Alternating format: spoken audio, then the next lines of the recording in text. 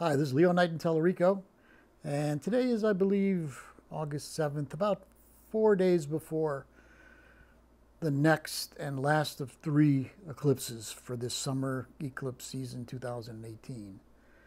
And I put out a video just before this eclipse season started. This is a follow-up to that with the one more coming in. And just on a bigger picture now, we're moving into a new age, from a Pisces age to an Aquarian age, and that's definite. We're in one of the most powerful, insecure parts of that transition now.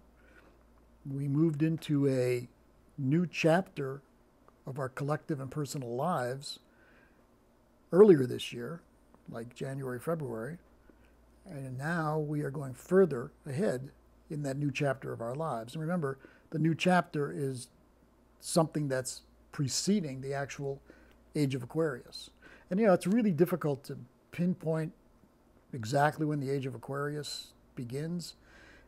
And trust me, it doesn't mean that all of a sudden the sun is out and fairies and birds are singing and everything is perfect and beautiful, because that's not what the Aquarian age is.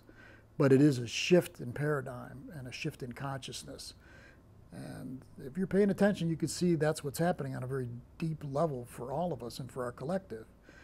Now, at times it doesn't look like that, because it looks like, oh my God, we're going way backwards. So if you take a look at where America is right now, a lot of people would say, we're not moving to a new age, we're going backwards. Well, it seems like it on the outside, but actually what's happening is we're needing to have everything sitting beneath the surface of our collective consciousness in the United States to come out.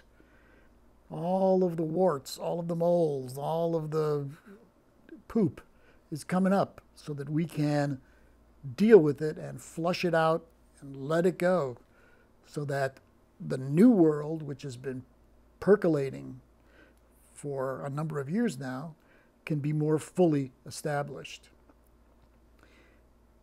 This eclipse season started on the 20th of July with a solar eclipse in Cancer. Now, that one started things off. For most people, it was really an emotional time. Pluto was opposite that solar eclipse in Cancer. And, Pluto's the guardian of the underworld, and it led the way for the whole lunar cycle. The lunar cycle starting on the 20th of July and lasting until this solar eclipse, which is going to happen on Saturday, August 11th. That's the whole full lunar cycle. So that set the tone.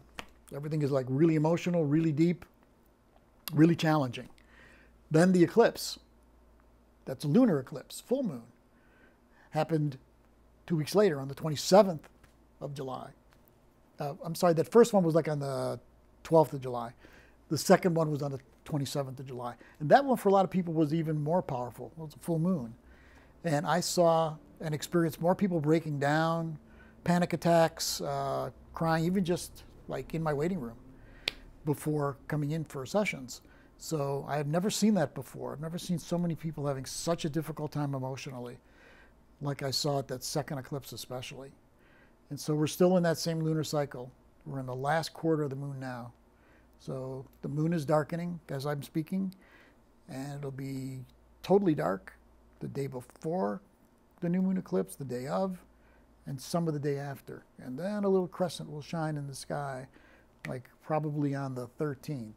And that's when you can really say this new moon cycle of Leo is beginning. So when it's a lunar eclipse, it's a full moon on steroids. When it's a solar eclipse, it's a new moon on steroids. And that's what we're coming up against, is a new moon on steroids. So it's a powerful push forward for all of us at this eclipse. And Leo rules the heart and the heart chakra. And so this Leo eclipse is meant to be one where you open your heart up more than it's open now. Now, that may not be like gracefully easy, because a lot of times we have a lot of blocks in our heart space, wounds, traumas, losing trust through the things that have happened to us in our life where we don't trust our heart totally. But this eclipse is going to blow that part of us open, And then some of us will have to work on some of the blocks that we have to our heart being fully open, which means we'll have to do some releasing, some cleansing in the process. And so following your heart, important now with this solar eclipse that's coming up in Leo. Shining your light, really important with a Leo new moon eclipse. And you'll get a lot of help to shine your light also. And again, it may not come easy at first, maybe it will for some of you, but others of you may have some work to do in order for it to happen the way you would like it to happen. And the creative part of you wants to be let out with Leo new moon solar eclipse also.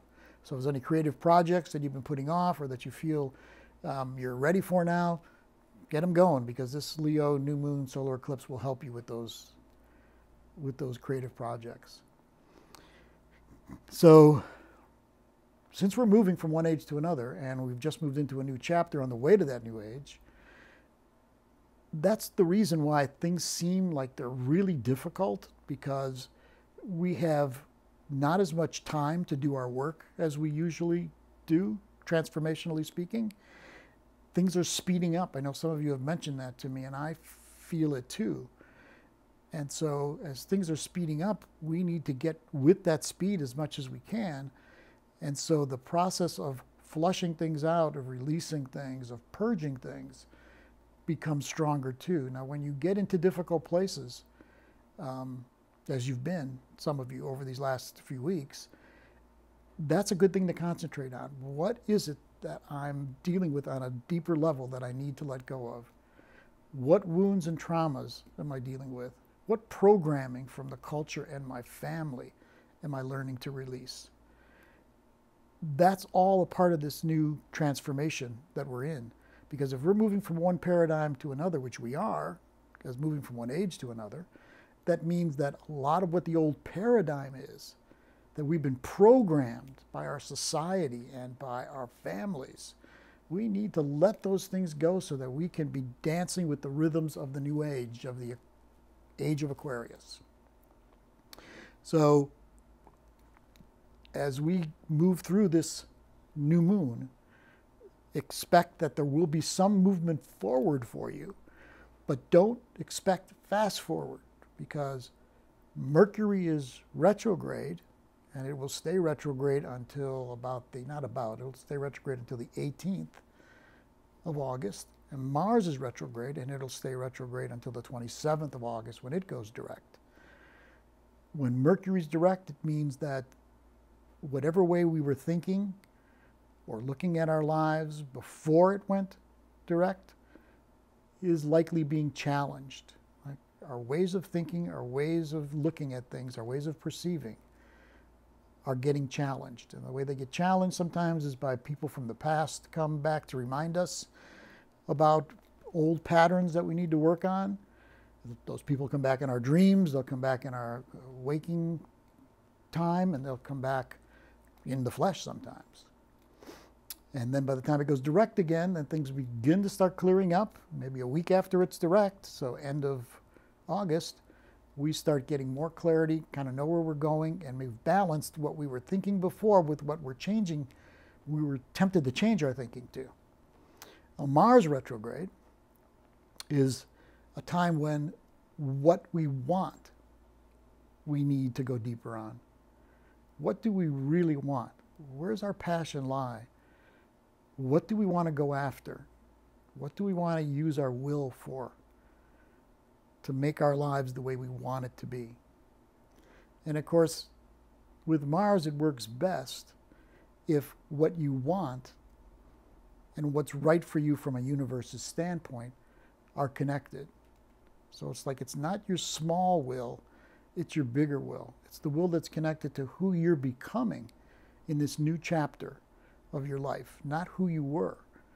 And that's a great thing to remember for this whole process of transformation, is you were a person with a certain identity, a certain purpose, a certain way of looking at things, a certain way that people saw you, and that's shifting and that's changing in a big way in the process of transformation. And a lot of what you're releasing is to get that old self and its old way of being let go of, and the new self more embraced, and the new life more embraced.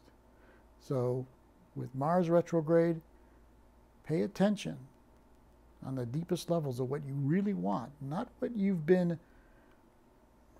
pushed to want, what you should want, what society wants from you, what your parents want from you, what your wife or husband wants from you. Get in touch with what you want. Start there. Then after that, you can throw the practical pieces in. But start with, what do I want on a very pure level? And by the time Mars goes direct again on the 27th, that will start to clear up, and you'll kind of have a better sense of what you want and where you want to go. Again, just like Mercury, you want to give it another week or so before it gets back to its normal speed.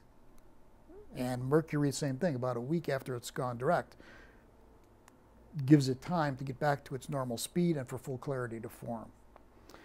So then after that, it'll be the next new moon that tells you when to actually move forward after the planets have gone direct.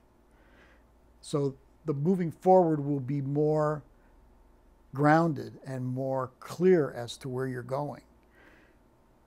On the 6th of September, Saturn goes direct. Saturn is the hand of time.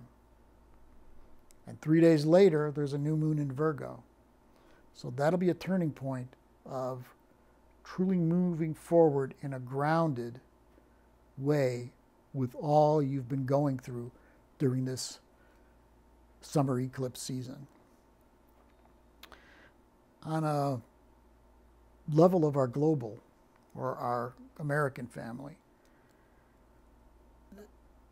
I don't know anyone who doesn't think that, oh my God, what the hell's going on in our world? It's like really rough and really crazy, and a lot of people are starting to give up on America and give up on feeling positive about their life. And I can understand why you go there for a little while, because fear is a powerful seducer. But from a bigger picture, this is all part of the process of transformation from an old aging paradigm to a new aging paradigm. Those of you who've been following me for a while know that I'm convinced of that. And that is what I believe is happening. And so what we're all been tempted to do is to get involved in this culture war that's going on. Last year in August, at the total solar eclipse that moved across the United States exclusively, we had Charlottesville. In Charlottesville, we had some people that are from the far right wing, and some of them actually were very bigoted against black people, gay people. And then on the other end, we had some people that were very passionate about their way of looking things from the far left. And there is definitely a culture war going on. The culture war is happening in families too, with friends. It's like people are starting to shut out members of their family that believe different than they do, that voted for Trump or didn't vote for Trump. And it's starting to feel like the Civil War that the United States went through in the late 1800s. You know, a lot of that fight was for slavery, and it was for a way of life in the North versus a way of life in the South. And it's starting to feel similar to that again. And while we're in that culture war, our country is being split apart. And my hope and my belief is in that as it's split apart, just like when you get split apart in a marriage or you lose a job, it's a transformational moment. And you had to go through it in order for your life to improve and to transform out of old patterns that just aren't good for you anymore. So that's what's happening again. The United States needs to go to its true core values now. There's a lot of wonderful values that were written into the Constitution and the Bill of Rights. And even though all the people that wrote those things were not walking their talk, the message from the universe that they wrote about was what's important. And those were great values. And we need to return to those values. And then we need to incorporate some values that are exclusively a part of the Aquarian age that don't necessarily speak to the way the United States beginnings were. And now, however, it needs to go from the United States believing in all people are created equal, diversity, diversity within unity, freedom, liberation. This didn't come from the universe, from God, whatever your word is, for the United States alone.